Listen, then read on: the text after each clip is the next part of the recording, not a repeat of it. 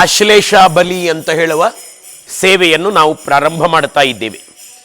ಪ್ರಧಾನವಾಗಿ ಉಮಾಮಹೇಶ್ವರ ದೇವರನ್ನು ಆವಾಹನೆ ಮಾಡುತ್ತೇವೆ.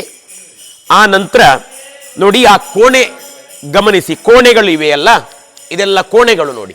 ಆ ಕೋಣೆಗಳು ನೀವು ಲೆಕ್ಕ ಹಾಕಿದರೆ 56 ಇವೆ. ಇದರಲ್ಲಿ 56 ನಾಗದೇವತೆಗಳನ್ನು, 56 ಹೆಸರಿನ ನಾಗದೇವತೆಗಳನ್ನು ನಾವು ಆವಾಹನೆ ಮಾಡಿ ಪ್ರತಿಷ್ಠಾಪನೆಯನ್ನು ಮಾಡಿ ಪಂಚೋಪಚಾರಗಳನ್ನು ಕೊಡ್ಲಿಕ್ಕಿದೆ. ಪಂಚೋಪಚಾರ ಅಂತಂದ್ರೆ ನೀವು ಜೊತೆಗೆ ನೋಡ್ತಾ ಇರ್ತೀರಿ. ನಾವು ಕೊಡುವಾಗ ನೀರು, 1ನೆಯದ್ದು ನೀರು, 2ನೆಯದ್ದು ಗಂಧ, 3ನೆಯದ್ದು ಹೂವು, 4ನೆಯದ್ದು ಊದುಬತ್ತಿ, 5ನೆಯದ್ದು ದೀಪ.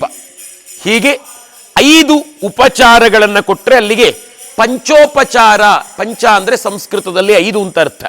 ಆ 5 ಉಪಚಾರಗಳನ್ನು ನಾಗದೇವತೆಗಳಿಗೆ ಕೊಟ್ಟು ಆ ನಂತರ ಪಿಂಡ ಪ್ರದಾನವನ್ನು ಮಾಡುವಂಥದ್ದು, ಪಿಂಡ ರೂಪದ ಬಲಿ ಅಂತ ಹೇಳುವಂಥದ್ದು.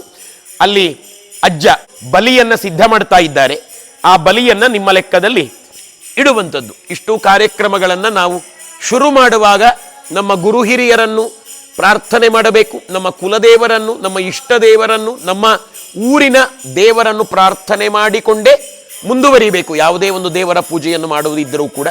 ಹಾಗಾಗಿ ಭಕ್ತಿಯಿಂದ ಗುರು ಹಿರಿಯರನ್ನು, ಮಹಾಗಣಪತಿ ದೇವರನ್ನು, ನಿಮ್ಮ ಕುಲದೇವರಾಗಿರುವ ಲಕ್ಷ್ಮೀ ವೆಂಕಟರಮಣ ಸ್ವಾಮಿಯನ್ನು ನೆನೆಸಿಕೊಂಡು, ಕುಕ್ಕೆ ಸುಬ್ರಹ್ಮಣ್ಯ ದೇವರನ್ನು ಕೂಡ ನೆನೆಸಿಕೊಂಡು ಸೋಮಾಯ ಚ ರುದ್ರಾಯ ಚ ನಮಸ್ತಾಯ ಚ ಗುಣಾಯ ಚ ನಮಃ ಶಂಗಾಯ ಚ ಪಶುಪತಯೇ ಚ ನಮಃ ಉಗ್ರಾಯ ಚ ಭೀಮಾಯ ಚ ನಮೋ ಅಗ್ರೇ ವಧಾಯ ಚ ದೂರೇ ವಧಾಯ ಚ ನಮೋ ಹಂತ್ರೇ ಚ ಹನೀಯತೆ ಚ ನಮೋ ವೃಕ್ಷೇಭ್ಯೋ ಹರಿಕೇಶೇಭ್ಯೋ ನಮಸ್ತಾರಾಯ ನಮಃ ಕಂಸಪೇ ಚ ಮಯೋಪಪೇ ಚ ನಮಃ ಶಂಕರಾಯ ಚ ಮಯಸ್ಕರಾಯ ಚ ನಮಃ ಶಿವಾಯ ಚ ಶಿವತರಾಯ. ಓಂ ಸಾಂಗ್ರಹಣ್ಯೇಭ್ಯಾಯ ಜತೆ ಹಿಮಾಂಚನರಾಜಂ ಸಂಗೃಹ್ಣಾಮಿ ದ್ವಾದಶ ರಶ್ಮೀರಚನಾಸಪತಿ